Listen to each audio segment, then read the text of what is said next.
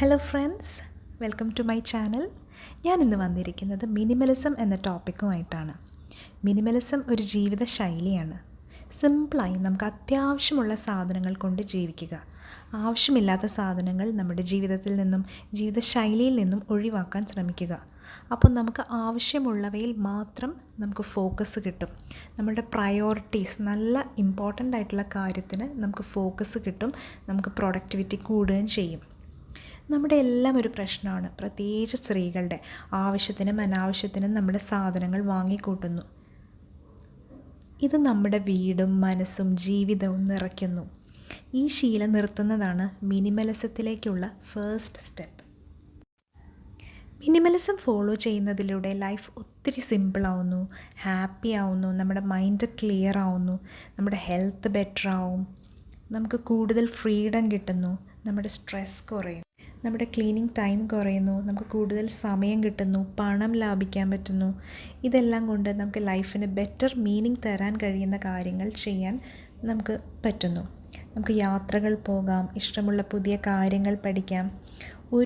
പ്രത്യേകിച്ച് ഒരു റൂൾസും നമുക്ക് ഫോളോ ചെയ്യേണ്ട കാര്യമില്ല. നമ്മുടെ ലൈഫിൽ വരുത്തേണ്ട മാറ്റങ്ങൾ എന്താണെന്ന് നമ്മൾ തന്നെയാണ് തീരുമാനിക്കേണ്ടത്. എങ്ങനെ അനാവശ്യ സാധനങ്ങളില്ലാതെ, ഡിസ്ട്രാക്ഷൻസ് ഇല്ലാതെ, ക്ലട്ടറോ വേസ്റ്റോ ഇല്ലാതെ സിമ്പിളായി ജീവിക്കാം, ആ റൂൾസ് നമ്മൾ തന്നെ കണ്ടെത്തുക. ഇനി എങ്ങനെ നമുക്ക് മിനിമലിസം നമ്മുടെ ജീവിതത്തിലേക്ക് കൊണ്ടുവരാൻ നോക്കാം. ആദ്യത്തെ സ്റ്റെപ്പ് എന്ന് പറഞ്ഞാൽ നമ്മൾ സ്വയം മനസ്സിലാക്കുക. എന്തിനാണ് നമ്മൾ ഈ ചേഞ്ച് കൊണ്ടുവരാൻ ആഗ്രഹിക്കുന്നത്? പറ്റുമെങ്കിൽ ഒരു പേപ്പറിൽ എഴുതി നോക്കുക. എന്തൊക്കെ ചേഞ്ച് വേണം, നമ്മുടെ പ്രയോറിറ്റീസ് എന്തൊക്കെയാണ്, ഏതൊക്കെ ഏരിയ സിംപ്ലിഫൈ ചെയ്യണം.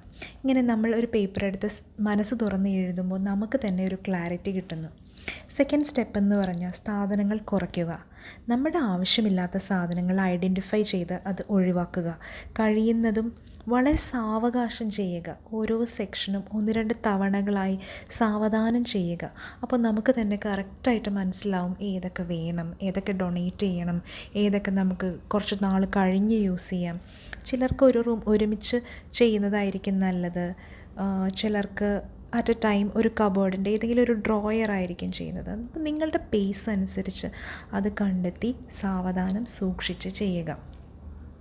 അതുപോലെ നമ്മുടെ വീട് ഡീക്ലട്ടർ ചെയ്യുന്നത് പോലെ തന്നെ നമുക്ക് നമ്മുടെ ഡിജിറ്റൽ മീഡിയ, നമ്മുടെ ഫോണിൽ അനാവശ്യമായുള്ള ഫോട്ടോസ്, അങ്ങനെയുള്ള കാര്യങ്ങളെല്ലാം കുറയ്ക്കുക. അതുപോലെ കമ്പ്യൂട്ടറിൽ ഒരുപാട് കാര്യങ്ങളുണ്ട്. ഇത് ഇമെയിൽസ്, ഇതെല്ലാം നോക്കി നമ്മൾ അതിൽ നിന്ന് ആവശ്യമില്ലാത്തവ ഡിലീറ്റ് ചെയ്യുക, സബ്സ്ക്രൈബ് ചെയ്യുക, അങ്ങനത്തെ കാര്യങ്ങളെല്ലാം ചെയ്യാം. പിന്നെ അതുപോലെ ഇടയ്ക്ക് നമ്മുടെ മനസ്സും ഒന്ന് ഡീക്ലട്ടർ ചെയ്യണം. അതായത് നമ്മുടെ മനസ്സിൽ ഒരുപാട് ചിന്തകൾ വെച്ചിട്ട് നമ്മൾ കുത്തി നിറഞ്ഞിട്ടുണ്ടാവും. ഒരു ദിവസം എന്തെങ്കിലും ഒരു പേപ്പർ എടുത്ത് നമ്മുടെ മനസ്സിലെ ചിന്തകളെല്ലാം എഴുതി വയ്ക്കുക. അങ്ങനെ അതിൽ അപ്പോൾ തന്നെ കുറേ കാര്യങ്ങൾ നമുക്ക് മനസ്സിൽ നിന്ന് ആവശ്യമില്ലാത്ത ചിന്തകൾ ഒഴിവാക്കാൻ പറ്റും. ഡെയിലി ഷെഡ്യൂളിൽ ഒത്തിരി കാര്യങ്ങൾ കുത്തി നിറയ്ക്കാതെ സിമ്പിളായി കീപ്പ് ചെയ്യാൻ ശ്രമിക്കുക.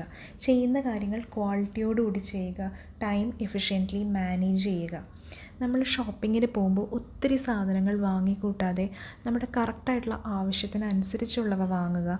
വാങ്ങുന്നത് കുറച്ച് നമ്പർ കൂടുതൽ വാങ്ങാതെ വാങ്ങുന്നവ നല്ല ക്വാളിറ്റി ഉള്ളവ വാങ്ങാൻ ശ്രദ്ധിക്കുക. അതുപോലെ നമ്മുടെ ഡയറ്റ് നമുക്ക് സിംപ്ലിഫൈ ചെയ്യാം. സിമ്പിളായിട്ടുള്ള മീൽസ് ചൂസ് ചെയ്യാം. സിമ്പിൾ എന്നുദ്ദേശിക്കുന്നതുകൊണ്ട് അതിൻ്റെ ക്വാളിറ്റി കുറയുക, സെയിം സാധനം റിപ്പീറ്റ് ചെയ്ത് ഉണ്ടാക്കുക, അങ്ങനെയല്ല. ഉണ്ടാക്കുന്നത് എന്തും സിമ്പിളാവും, ന്യൂട്രീഷ്യസ് ആയിട്ടും ഉണ്ടാവാൻ നോക്കുക. ഇത് പക്ഷേ നമ്മൾ ഓപ്ഷണലാണ്. നമ്മുടെ ഫാമിലിയുടെ പ്രിഫറൻസസും കൂടി നോക്കി ചെയ്യുക.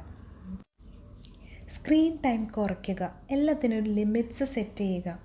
നമ്മളൊരു മിനിമലിസ്റ്റിക് ലൈഫ് സ്റ്റൈൽ കൊണ്ടുവരുമ്പോൾ ചില കാര്യങ്ങളൊന്നും നമുക്ക് ഒഴിവാക്കാൻ പറ്റില്ല. Phone, internet, TV time.